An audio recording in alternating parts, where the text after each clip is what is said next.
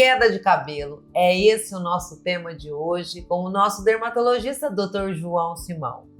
Dr. João, hoje eu trago uma dúvida, né? Um questionamento.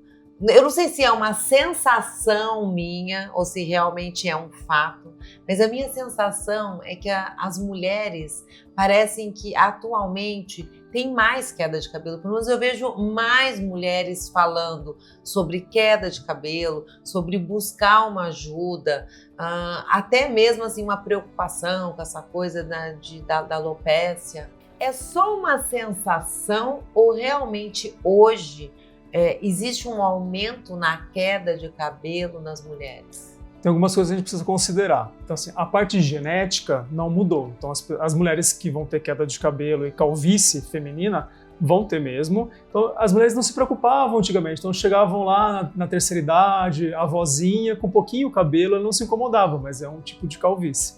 Outra coisa é mudança do estilo de vida. Então, as pessoas dormem menos, mais estressadas, usam muitos medicamentos, emagrecem muito rápido, tomam alguns hormônios, então isso aumentou realmente a queda de cabelo. Então a gente vê mais mulheres se queixando de queda de cabelo e também a procura modificou. Então as pessoas se preocuparam mais em procurar, então a gente tem essa sensação que realmente aumentou por esse motivo. Mudança do estilo de vida e maior procura prestar mais atenção. E o surgimento de uma nova doença, que é a alopecia frontal fibrosante. Você já deve ter percebido algumas pessoas que ficam com pouca sobrancelha e o cabelo vai indo um pouquinho para trás, vai crescendo a testa, vamos dizer assim. Então, algumas mulheres têm esse problema, um problema grave de queda de cabelo, que tem aumentado, uma doença nova que tem aumentado muito nos últimos anos. É uma doença nova, então? A frontal fibrosante foi descrita ali nos anos 90, mais ou menos, e cada vez mais casos, tanto é que o último levantamento é a quarta causa de queda de cabelo nos consultórios. Gente, que loucura! A sobrancelha é interessante, né? Porque às vezes a gente não nota tanto, que a mulherada vai lá, faz uma pigmentação, faz uma maquiagem, enfim. Mas a testa crescendo, realmente a gente nota, coisa que a gente não via antigamente. E essa doença, então, é uma doença que, além de ser nova, ela vem crescendo e tem tratamento? Vem crescendo e, assim, antes eram mulheres mais velhas, estão na menopausa, então, assim, perda da sobrancelha, aí o cabelo ele vai indo para trás, então dá a sensação que a testa cresce mesmo, mas na realidade é o cabelo que vai indo para trás, então a implantação vai ficando cada vez mais para trás, tem uma inflamação, então tem coceira, tem prurido, tem sinais avermelhados do couro cabeludo, e o cabelo que perde nessa região ele não volta, porque fica uma cicatriz ali no folículo.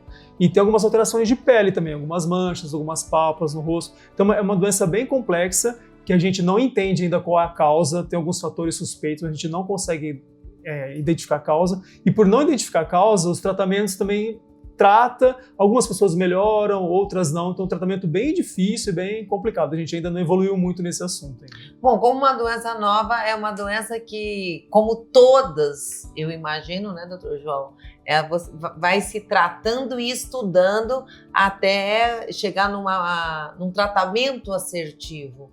Mas há tratamentos, então? Sim, temos tratamento. Quanto antes, melhor, porque o cabelo que se perde, que forma cicatriz ali no local, ele infelizmente não volta, né? Agora, o que a gente faz, que a gente está falando dessa sensação de aumento de queda, são essas quedas que são reversíveis. Essas, sim, a gente investe bastante, explicando qual é o estilo de vida que as pessoas têm que ter para evitar essas quedas de cabelo, né? Então, tratar a parte genética, então as pessoas que têm tendência, as mulheres que têm tendência, que vê que familiares têm calvície, já começar a tratar precocemente, ali antes dos 30 anos, né? E essas pessoas que têm mudança do estilo de vida, pouco sono, estresse, às vezes é difícil mudar isso, mas a gente tem que mudar, fazer avaliações constantes de exames, tireoide, anemia, e não ficar utilizando hormônios assim também à torta direita, né? Fazer um acompanhamento bem rigoroso, nutricional, com o seu endócrino, com o seu ginecologista. Bom, para todos os casos, uma coisa é comum a todos, que para saber qual é a causa, qual é o tratamento, o que fazer,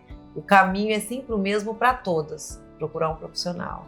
Que te avalie, te indique o tratamento correto, porque nem toda queda de cabelo é uma queda de cabelo simples. Cada queda de cabelo você tem que avaliar individualmente em cada paciente.